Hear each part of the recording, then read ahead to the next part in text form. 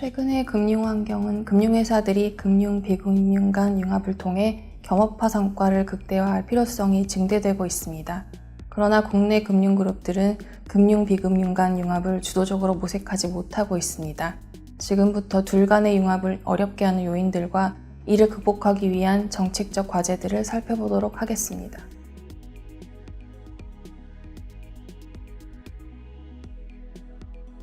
전통적인 겸업화는 이종 금융업종 간 결합을 통해 시너지 창출이나 비용 절감을 추구합니다.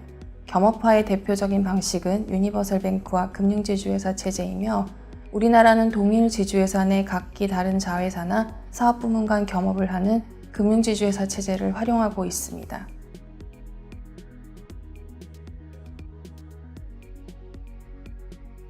(2001년) 금융지주회사법의 제정과 함께 정부는 임원 겸직, 자회사 정보 공유 허용 등을 통해 금융그룹들의 금융지주회사 체제로의 전환을 유도하였습니다. 이는 국제적인 대형화, 겸업화 흐름에도 부합했습니다.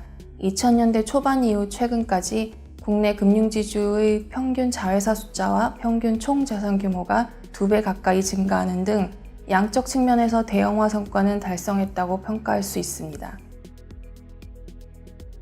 하지만 금융지주 회사의 평균 ROA는 정체되어 있고 대부분의 은행지주 회사에서 은행업 자산 비중과 은행업 수익 의존도가 평균 80%를 넘고 있어 질적 측면에서의 겸업화 성과는 뚜렷하지 않습니다.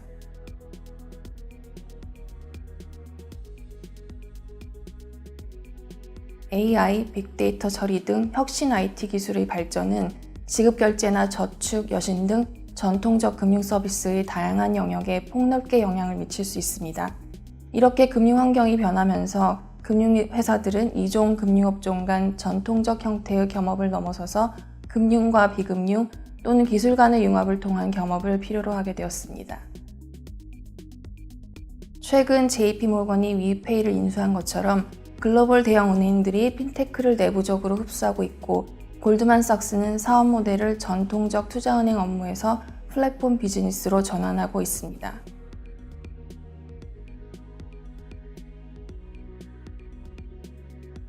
금융지주회사가 새로운 융합을 주도하기 위해서는 IT 업무 등 호선 업무를 통합할 뿐 아니라 새로운 비즈니스 모델을 창출하고 수익성 확보가 가능한 핀테크 분야에 적극적으로 진출해야 합니다. 그러나 현재 국내 금융지주회사법은 금융지주회사가 지배 또는 투자 가능한 영역에 대해 제한하고 있기 때문에 비금융 분야에 대한 진출이 어렵습니다. 또한 실질적인 성과를 창출하기 위해서는 복합상품 판매, 교차 판매 등이 용이해야 하고 투자 자문이나 마케팅 등을 위한 자회사 간의 정보 공유가 원활해야 합니다. 그러나 2014년 정보 유출 사태 이후 금융권 정보 보안이 강화되면서 금융지주회사는 자회사 간 정보 공유에 제약을 받아왔고 고객 관련 정보도 유연하게 활용하지 못하고 있습니다.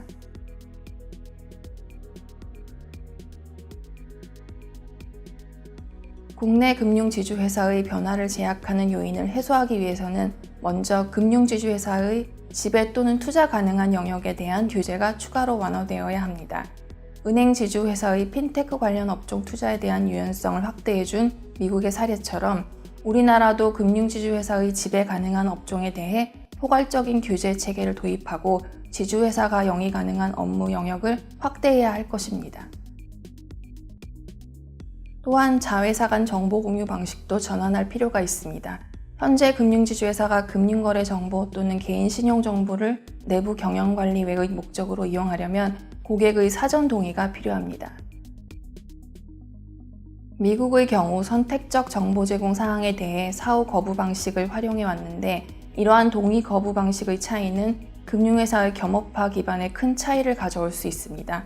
다만 사후 거부 방식이 지주회사 내 금융회사 또는 고객에게 미칠 영향을 사전에 검토하고 금융소비자 피해가 발생하지 않도록 보호장치를 마련해야 할 것입니다. 마지막으로 현재의 업종별 감독에서 벗어나 기능별 감독 중심 체계로 전환해야 하고 감독 조직 내 금융그룹 감독 부문의 통할 권한을 확대하기 위한 노력도 지속되어야 할 것입니다. 이러한 정책적 개선 노력을 통해 국내 금융지주회사들이 새로운 겸업화 모형을 적극적으로 추진하고 경쟁력을 높일 수 있길 기대해 보겠습니다.